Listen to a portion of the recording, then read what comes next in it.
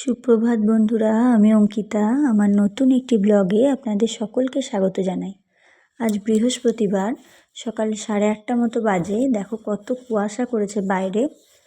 তো এই দুদিন মানে মঙ্গলবার আর বুধবার কোনো ব্লগ আমি শ্যুট করতে পারিনি, কারণ আমার ছেলের খুবই শরীর খারাপ ছিল, বলতে প্রচণ্ড জ্বর, সর্দি, কাশি।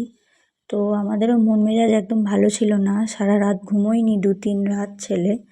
তো সেই জন্য ভাবলাম যে আজকে যেহেতু ছেলেটা একটু ভালো আছে, তো ওই জন্য ভাবলাম যে আজকে তোমাদের সাথে একটু ব্লগটা শেয়ার করি।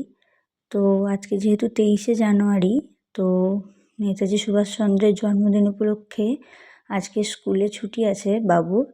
যদিও এই দুদিন স্কুল যেতে পারেনি, তো এখন সে ঘুমোচ্ছে।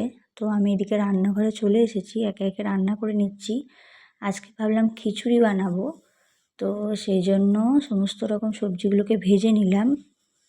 তো সম্পূর্ণ নিরামিষ হবে খিচুড়ি, আর বাঁধাকপির তরকারি আর চাটনি। তো চাটনিটা করে নিলাম, আর বাঁধাকপির তরকারিটা হচ্ছে, আর এদিকে খিচুড়ি রান্না হচ্ছে। আর টমেটো বেশি ছিল না ঘরে, 2টো মতো টমেটো ছিল, সেই জন্য অল্প করে চাটনি করা হলো।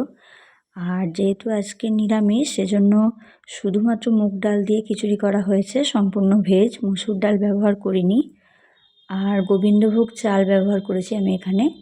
তো সমস্ত রকম সবজি দিয়ে গোবিন্দভোগ চাল আর মুগ ডাল দিয়ে খিচুড়ি রান্না করে নিলাম, আর বাঁধাকপির তরকারি আর সাথে চাটনি।